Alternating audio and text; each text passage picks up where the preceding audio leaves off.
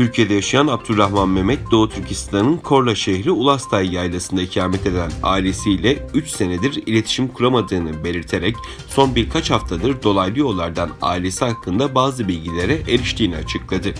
Özgür Asya Radyosu'na durum bildiren Abdurrahman Mehmet, sıradan bir köylü olan anne babasının 2018 yılı Aralık ayında tutuklanıp ceza kampına atıldığını, din adamı olan abi Emet Mehmet'in ise 2017 Mart ayında Çin Ulusal Güvenliği tarafından tutuklanıp 20 senelik hapis cezasına mahkum edildiğini paylaştı. Ailesinin tutuklanmasının kendisinin yurt dışında yaşaması ve abinin 2005 yılında Urumçi'deki İslam Enstitüsü'nden mezun olması akabinde Hoşnut Nihayesi Beytullah Camii'nde İmam Hatip olmasının neden olduğunu belirten Abdurrahman Mehmet, uluslararası topluma seslenip ailesinin ve benzer milyonlarca Uygur Türklerinin Çin zulmünden kurtulması için Uygurların sesi olması hakkında yardım çağrısında bulundu.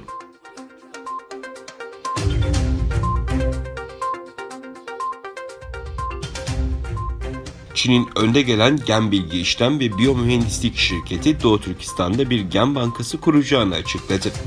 ABD haber sitesi Axios'ta yayınlanan bir araştırma makalesine göre hedef azınlıkları genetik bilgi yoluyla izleme yeteneğini geliştirmekte olan şirketin Uygur topluluğu için genetik bilgilerin toplanması ve işlenmesinde yer almakla birlikte aynı zamanda yabancı ülkelere Çin virüsü test ekipmanları sağlayan şirketlerden olduğu, yakın tarihte Doğu Türkistan'da bir genetik banka ve adli işbirliği merkezi kuracağını açıkladığı bildirildi. ABD İstihbarat ve Güvenlik Merkezi Başkanı William Evanina, Çin hükümetinin bireyler üzerinde kişisel bilgilerin çeşitli yollarla izleme geçmiş olduğunu ve Çin Komünist Partisi'nin emirlerine tabi olan bu tür Çinli şirketlerin dünya nüfusu üzerinde kolayca kişisel bilgileri toplayabilmeleri açısından çok endişe verici olduğunu dile getirirken, uluslararası alanda hükümet destekli virüs testlerinin Çin'e çok miktarda DNA verisi toplama fırsatı sağlayabileceğini, bu nedenle bu tür küresel virüs testlerinin gizli bir temelde yapılması gerektiğini savundu.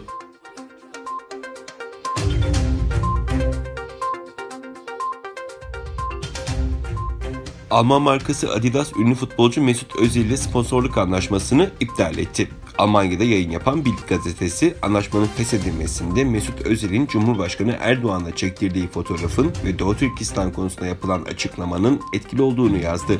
İngiliz Daily Mail gazetesinin haberinde Adidas'ın 2021'de sona erecek olan ve toplamda 5 milyon poundluk sponsorluk anlaşmasının iptal etmesinin altında Mesut'un Alman milli takımına veda etmesi ve Cumhurbaşkanı Recep Tayyip Erdoğan'la yakınlaşması gösterildi. Mesut Özil 13 Aralık 2019'da sosyal medya hesabından Çin'in Doğu Türkistan'daki insan hakları ihlallerine ve buna sessiz kalan Müslüman dünyasına tepki göstermişti.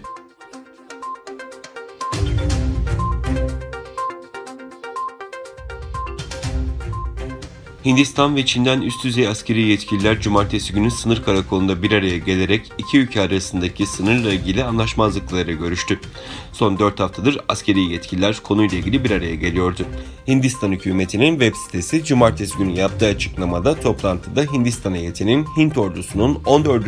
Kolordu Komutanı Haringdan Singh tarafından yönetildiğini ve Çin'in Güneydoğu Türkistan Askeri Komutanı Binbaşı General Liu Lin tarafından yönetildiğini duyurdu.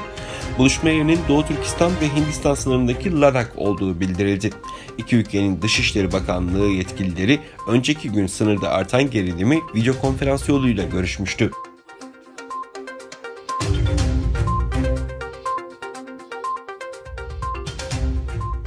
Milli Savunma Bakanı Hulusi Akar ve kuvvet komutanları hudut bölgesinde gerçekleştirdikleri toplantıda son duruma ilişkin önemli açıklamalarda bulundu.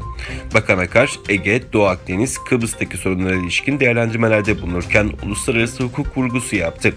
Bakan Akar, Doğu Akdeniz'deki sondaj gerilimine değindi ve sorunlarımızı hukuka uygun çözmek istiyoruz dedi. Akar ayrıca sondaj gerilimi için Türkiye'de çatışmaya hazırız diyen Yunanistan Savunma Bakanı'na yanıt verdi. Türkiye ve Yunanistan Savunma Bakanlığı heyetlerinin farklılıklarını çözmek için Şubat ayında güven arttırıcı bir toplantı yaptığını açıkladı.